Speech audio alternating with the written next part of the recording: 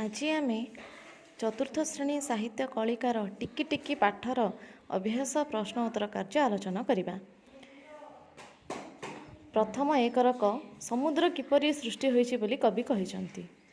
आखि को दृश्यमान हेउनथिबा असंख्य जलबंधु को नहीं गठित टिकी टिकी पानी टपारे समुद्र सृष्टि होइछि बोली कवि कहिसंती। ख पहाड़ पड़िया नगर सबु धूली रे गढ़ा होइछि बोली कवि काहींकी कहिसंती।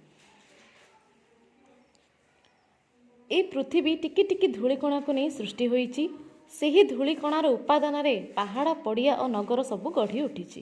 ତେଣୁ କବି କହିଛନ୍ତି ଯେ ପାହାଡ଼ ପଡ଼ିଆ ନଗର ସବୁ ଧୂଳିରେ ଗଢ଼ା ହୋଇଛି।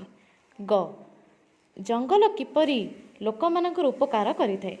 ଜଙ୍ଗଲରେ ଅନେକ ଉପାଦେୟ ଗଛ ପୂରି ରହିଛି, ଯେପରିକି ବଞ୍ଚିବା ପାଇଁ ଖାଦ୍ୟ, ବସ୍ତ୍ର, ବାୟୁ, ଔଷଧ ତଥା ସମସ୍ତ ଆବଶ୍ୟକ ଉପାଦାନ ଆମେ ଜଙ୍ଗଲରୁ ହିଁ ପାଇଥାଉ।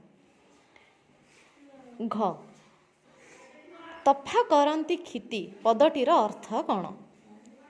ତଫା କରନ୍ତି କ୍ଷିତି ପଦଟିର ଅର୍ଥ ହେଲା ପୃଥିବୀକୁ ଉଜ୍ଜଳ କରନ୍ତି, ଅର୍ଥାତ୍ ଟିକି ଟିକି ତାରା ଗୁଡ଼ିକ ପ୍ରତିଦିନ ରାତିରେ ଆକାଶରେ ଉଦୟ ହୋଇ ଅନ୍ଧକାରକୁ ଦୂର କରି ପୃଥିବୀକୁ ଉଜ୍ଜଳ କରନ୍ତି।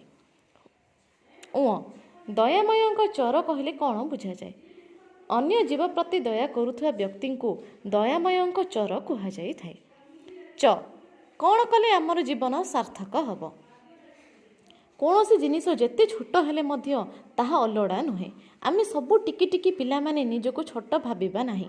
ଯେପରି ସରୁ ସରୁ ସୂତାକୁ ନେଇ ସୁନ୍ଦର ସୁନ୍ଦର ଲୁଗା ତିଆରି ହୁଏ, ସେପରି ଆମେ ଟିକି ଟିକି ପିଲାମାନେ ଏକାଠି ହୋଇ ମହତ୍ କାର୍ଯ୍ୟ କରି ଅନ୍ୟର ଉପକାର କଲେ, ମଧୁର କଥା କହି ପରକୁ ଆପଣାର କରିପାରିଲେ, ସମସ୍ତଙ୍କ ମୁଖରେ ହସ ଫୁଟାଇ ପାରିଲେ ଆମର ଜୀବନ ସାର୍ଥକ ହେବ।